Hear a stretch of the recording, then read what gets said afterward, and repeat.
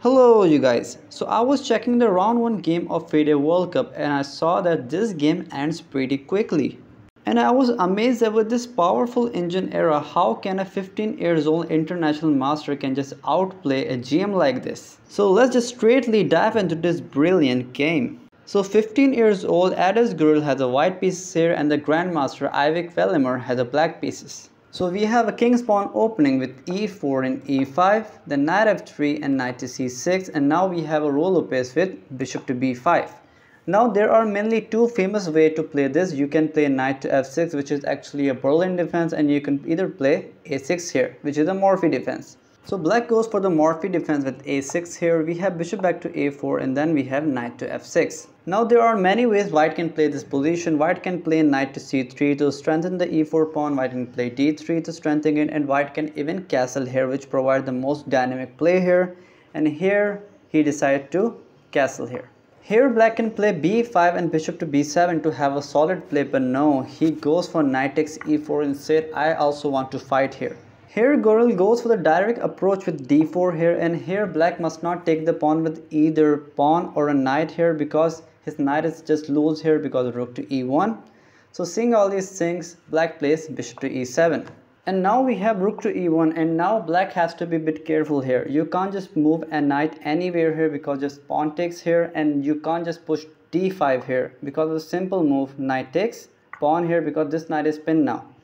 So seeing all these things, you have to play b5 here. So now bishop to b3 and now d5 as knight is not pinned here.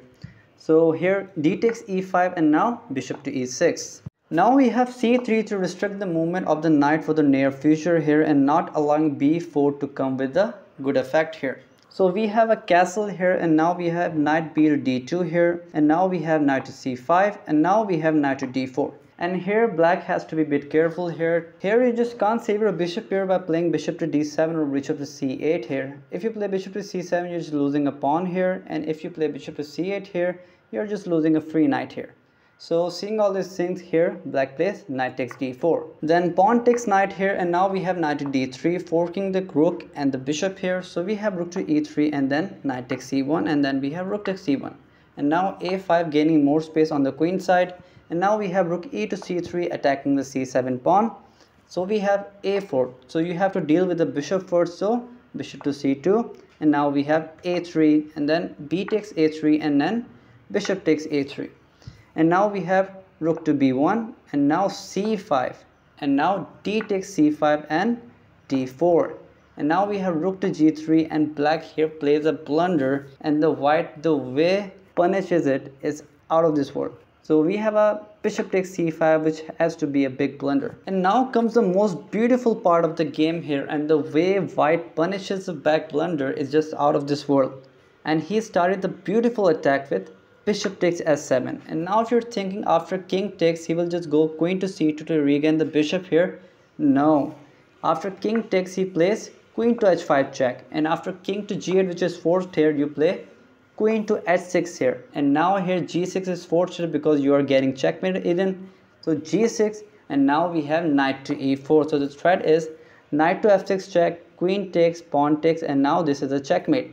So here bishop to e7 is forced here, and now the very calm move rook to f3. So the threat is simple, knight here, here, you have to give up your queen and the game is on. So we have bishop to f5 here, and now a brilliant rook takes f5 because you just can't take the pawn here because now the queen is defended the square here, so you have to give up your queen now. So seeing this, you have rook to a6, and now he just plays rook to f3 and black resigned here. So this was a brilliant game played by 15 years old Ediz Gurel here. So if you like the video, like and subscribe the channel to stay tuned for the more updates.